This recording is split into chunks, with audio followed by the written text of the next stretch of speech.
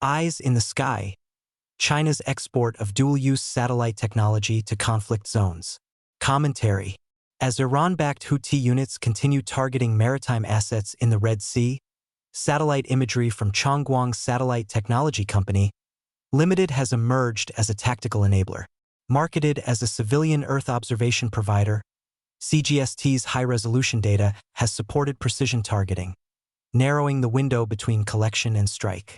This reflects a broader strategy of the Chinese Communist Party. Export dual-use technology under commercial cover and exploit attribution gaps in conflict zones. Dual-use doctrine in practice.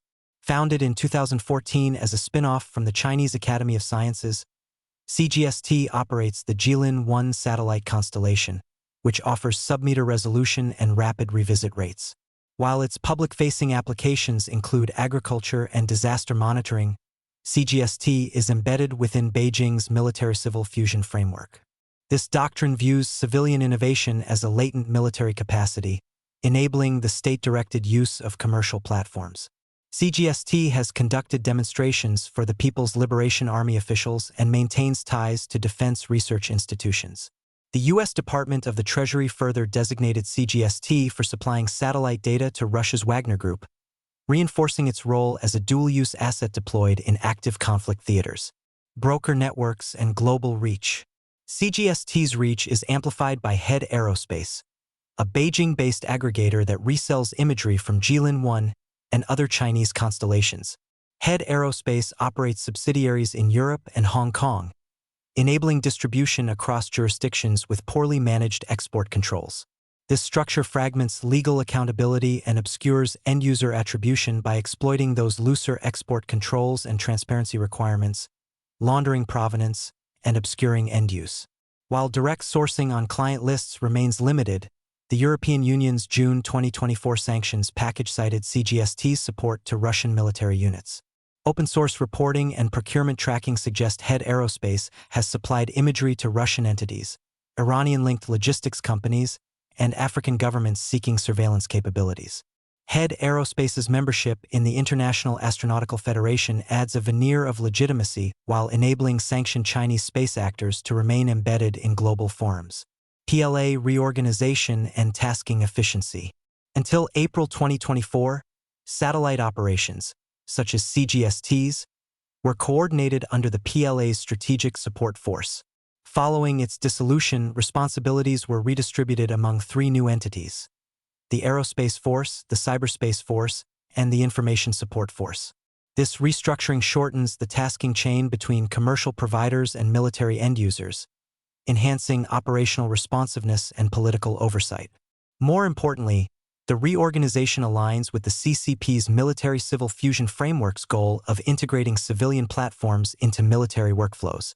By streamlining command structures, the PLA can more rapidly exploit commercial imagery for battlefield intelligence, maritime targeting, and strategic surveillance. Can also sell allies commercial support for operations. Sanctions and evasion tactics. In December 2023, the U.S. government imposed sanctions on CGST, freezing assets and restricting business with U.S. persons. The Treasury Department added CGST to its specially designated nationals list for supporting Wagner Group operations in Ukraine and Africa. The European Union followed suit in June 2024, citing CGST's role in enabling Russian military targeting. Despite these measures, CGST continues to operate through shell entities in the United Arab Emirates, Malaysia, and Turkey. Broker insulation and jurisdictional fragmentation allow continued access to global markets. According to the USCC's 2024 annual report, the Chinese regime's military-civil fusion strategy has enabled commercial satellite companies, such as CGST, to serve dual roles marketing high-resolution imagery to foreign clients while supporting PLA intelligence, surveillance, and reconnaissance operations. The report highlights how this fusion complicates export controls and undermines traditional arms control frameworks by embedding military utility within nominally civilian platforms. Operational implications. The use of commercial satellite imagery by non-state actors alters the risk calculus in maritime and battlefield environments. The Houthis' campaign demonstrates how nominally civilian infrastructure can be repurposed for kinetic operations. Wagner's deployment of similar data reinforces the trend, Satellite intelligence now functions as a cost-effective force multiplier, largely unregulated by traditional arms control frameworks. This shift challenges conventional attribution models. Broker networks obscure origin, overseas subsidiaries fragment legal accountability, and institutional memberships confer legitimacy. The result is a scalable model for conflict enablement, where military-grade capabilities are delivered through commercial channels with minimal friction. Recommended countermeasures. Sanctions alone are insufficient.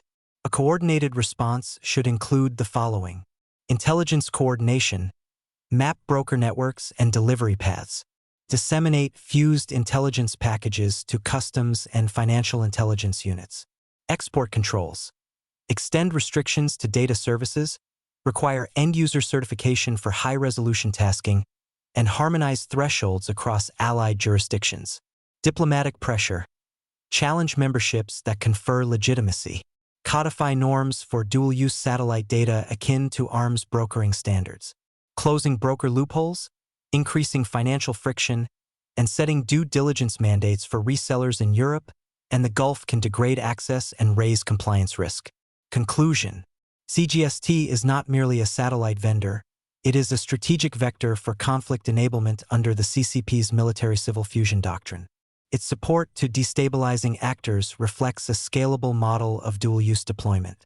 Mitigating this threat requires dismantling the enabling networks and redefining norms around commercial imagery in contested environments.